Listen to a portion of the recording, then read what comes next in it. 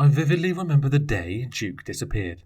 My family was spending the day at the lake next to our little bungalow at a quaint property in northern Ontario. All four of us were swimming and splashing around in the warm lake water, attempting to quell the blistering August heat. Our only neighbour for miles, an old retired police officer named Benny, was smoking on his patio. I waved to him and he waved back. We were in the dog days of summer, and I was glad to be in the water. Duke loved the water as much as I did, and was still very energetic, being a large middle-aged mutt.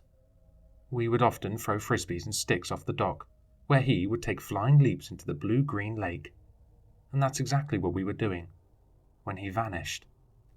As I was drawing back my hand to throw the frisbee for Duke, who was anticipating a throw and getting ready to run, he suddenly whipped his head to the woods. I too looked back at the rows of towering hardwoods and conifers, scanning them to see what Duke was looking at. It was nothing. At least, to me. What followed was a blur. Duke suddenly bolted for the trees, barking and snarling, all while we were screaming his name. I screamed at my parents to get out of the water and help me chase him. I even saw Benny spring out of his rocking chair to help us. I ran as fast as my 9-year-old legs could carry me into the dense forest, twigs and debris snapping under my feet. But you can only get so far in flip-flops before you trip. I tumbled to the ground, screaming and crying after accidentally scraping my leg against a sharp rock. My mum consoled me, while I caught a glimpse of my dad running through the woods. It was a while before my dad and Benny came back. My dad had a somber look on his face. He didn't have to tell us what we already knew. But Benny looked shaken. I'm sorry, folks, but he ain't coming back," he said shakily. He took off his faded baseball cap respectfully and patted me on the shoulder before trudging up the hill back to his house. My whole family missed him, but to me, it felt like a part of me left when Duke did. He had been my best friend since I was young, and I even had a small photo album packed with pictures of the two of us. For a while, every night before bed I would sift through the laminated pages of the photo album, reminiscing about good times and praying that someday he would come back to us. Deep down, I knew he wouldn't. A few months after Duke disappeared, my dad arrived home from work with a surprise. It was another dog. It wasn't elegant and athletic like Duke was. It was one of those tiny white yappy ones, with crusty red goop around its eyes. My parents fell in love with it. Princess, they called her. But I didn't. I simply referred to her as the dog. I was bitter. So bitter because I'd interpreted my dad's gesture of kindness as his own confirmation of Duke's absence. In time, I did grow to tolerate her. I had to admit, she was good company, and it was cute when she curled up by my feet. Life was going normally for us until Duke came back. It had almost been a year since Duke had disappeared. On this particular day, we were all cooped up inside, courtesy of the rain. I was engulfed in my book when suddenly I heard a bark. Not a high-pitched yap, but a deep, booming bark. I put down my book and rushed to the back door where I had heard it, Princess scuttling at my heels. When I peeked through the window, I nearly fell over. It was Duke, somehow. By this time, my parents had arrived. My mum rushed past me and whirled the door open, while my dad and I hung back, mouths agape. As my mum hugged Duke, I couldn't help but notice something off. I'd spent countless hours spending time with him and sleepless nights poring over photo albums. I'd familiarized myself with every spot, marking, and quirk of Duke's fur. One of his most striking features was a black spot over his left eye, which had appeared in almost every one of the photos. But standing here was Duke. His eye spot was now on his right eye. As a matter of fact, his whole pelt seemed to have been flipped. He was missing his collar, and he was skinnier than when we last seen him. But it was him, all right. Well, that's what I'd thought. The first red flag was how Princess reacted to Duke. She was a yappy dog, all right, but when she saw Duke, she went ballistic, spitting and yapping like we'd never seen before. "Princess barks at everything, remember?" my dad told me, sensing my discomfort. She's probably just barking because he smells like the forest." And with that, he went outside to greet Duke. The barking must have alerted Benny, and he went outside to see what the commotion was. Once he saw what was going on, he darted back into his house and audibly slammed the door. When my parents came back inside, I tentatively stuck out a hand for Duke to sniff. He didn't wag his tail like I expected him to. All he did was quietly sit down. Then he heard Princess yapping from the other side of the room.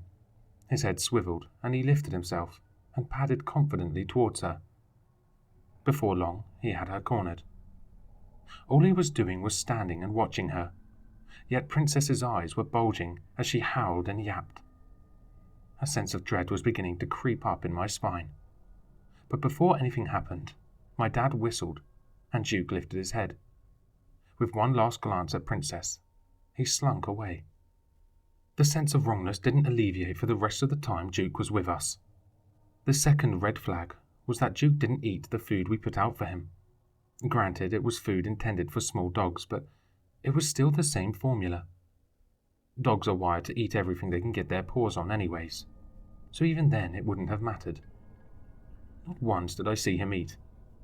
Every time we let him outside in the woods to relieve himself, he came back 20 minutes later, his white muzzle stained pink. I found it odd that my parents didn't think he was at risk of running away again, but since he didn't run, I never brought it up.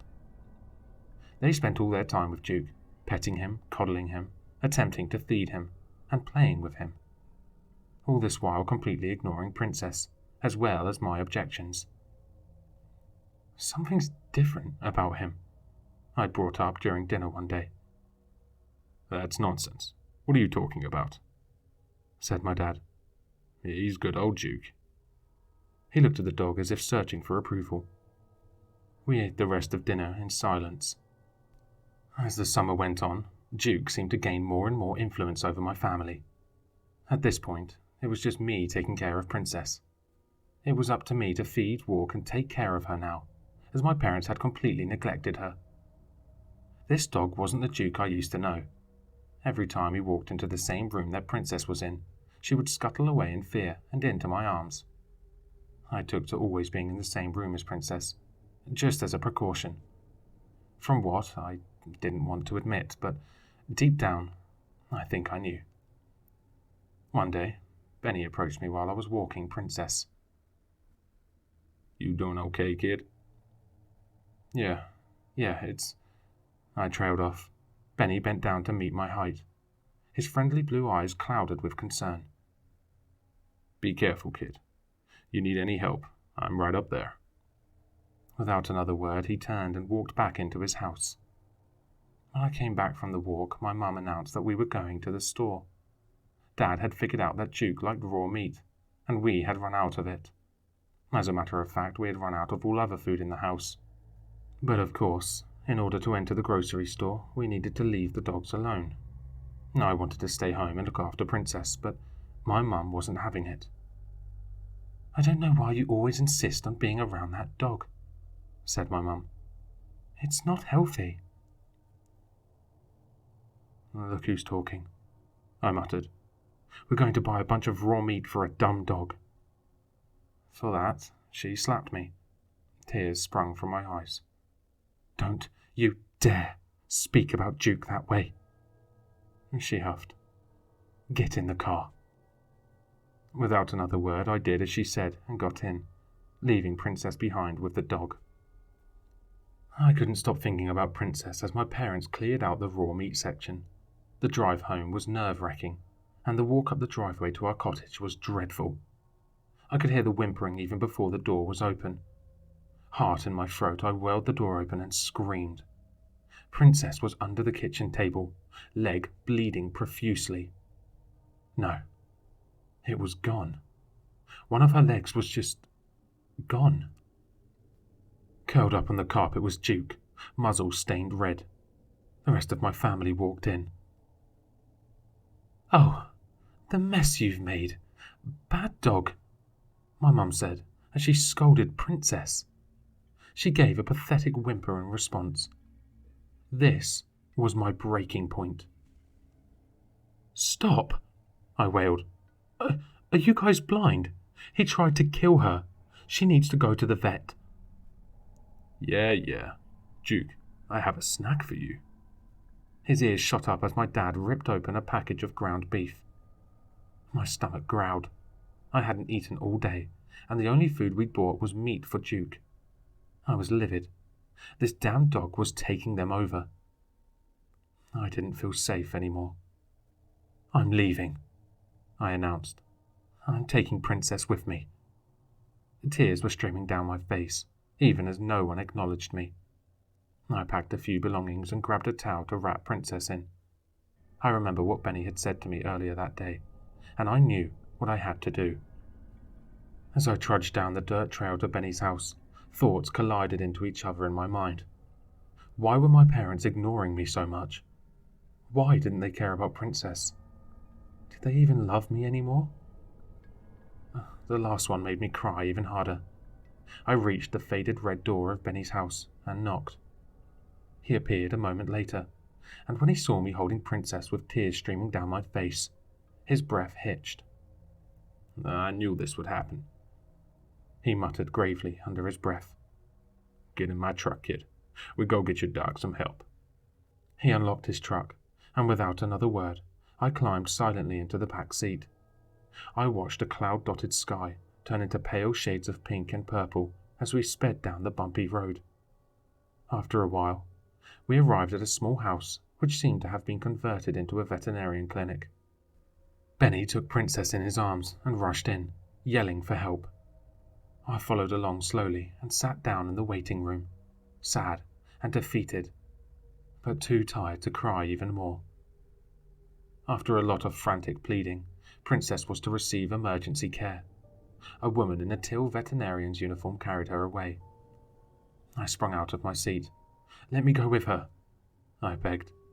Benny guided me away. She's gonna get help now, kid. It's in God's hands now. I plopped back down and curled into a ball. Benny patted me on the back. A somber silence had appeared between us, when I broke it by asking Benny something that I hadn't gotten the chance to before. Benny? What did you mean when you said that you knew this would happen? He tensed up. A guarded look crossed his face, then one of guilt. He exhaled a melancholy sigh. Well, you see, kid, you know why I live alone? He asked. I shook my head. Well, I had a family too once. Marjorie and my son James. A sad look crossed his face. You remind me of him. We had a dog too, a beautiful pointer named Max. James loved him, so he was all torn up when he went running away. But one day, about a year later, we found him standing at the front door. Something's wrong in those woods. It changed Max. He wouldn't eat the dog food we get him, only raw meat. James was happy to see him, but Marge was happier. I found it strange because the night I'd brought Max home from the pound, she yelled at me like she had never before. Benny chuckled wistfully to himself.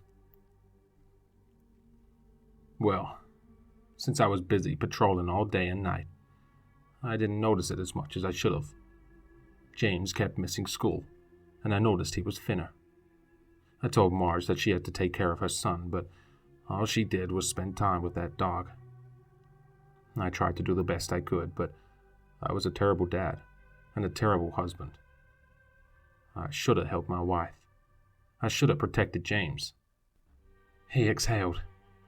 I'm sorry, I said quietly, not knowing what else to say.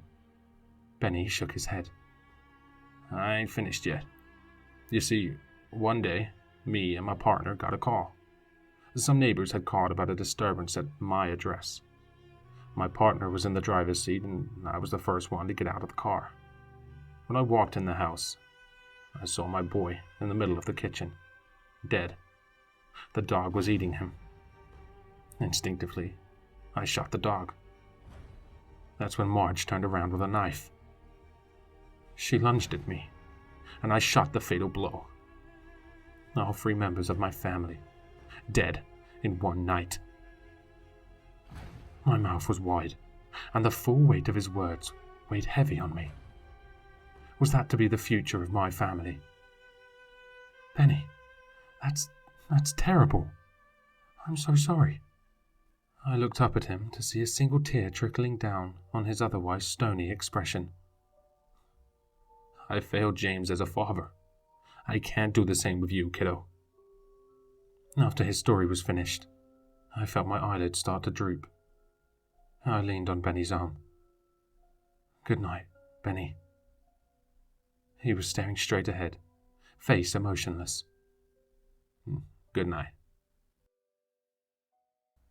When I woke up, the first thing I noticed was how much my back hurt from sleeping on a chair all night. But I wasn't cold. Benny had put his tattered flannel jacket over me as a blanket. I sprung up from my chair and yelped at the receptionist. Where's Benny? She jumped in shock. He went to go do some errands, she said. She got up from her chair and picked up a few items. Take this, dearie. You must be starving.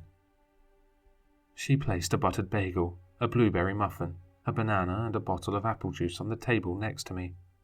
She was right. I was starving. Food always tastes better the best after you've been deprived of it. I ran my fingers over my ribs. I could feel each one protruding from my chest. This was the first time I'd been full in ages. The receptionist had informed me that Princess had made it, and that she was in the recovery stage. When I saw her for the first time, my heart exploded out of love for Princess, and I hugged her gently. I smiled as she licked my face. I didn't know where else to go, so I played Scrabble with the receptionist for the rest of the day. I got to meet a fat cat named Mr. Cuddles, a rabbit named Twix, and I got to eat a hamburger for lunch. But all throughout the day, I kept wondering, when would Benny be back? At 3:04 p.m., my question was answered as Benny stumbled through the door. There was blood on his clothes. A couple of police cars were waiting outside. Let's get going, kid. Although I didn't get the full story immediately, I came to know the full extent of what had happened eventually. Even though he wasn't part of the police force anymore, Benny still had connections with the department and to the people that know what happened to his family. He gathered police officers and went to my house, where they found Duke eating the carcasses of my parents. Benny shot him dead. I wept profusely for my parents, not for how they were to me in their final weeks, but for the people they once were. Benny assured me that they had loved me. There were not many people at the funeral, mostly townsfolk.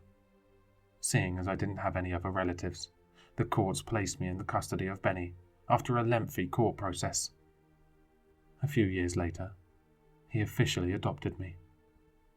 Princess came to live with us too. Benny was proud of me when I went off to police college, when I got married, when my wife and I had a child. As per his wishes, we held him a small funeral. Life is generally good to me. I have a wonderful wife and an amazing daughter. Sometimes on the bad days in the dead of night, I thrash in my sleep as visions of dead dogs and screaming people writhe in my nightmares. But when I wake, I look at my daughter sleeping in her cradle, and my wife hugs me back to sleep. I remember that everything is okay now.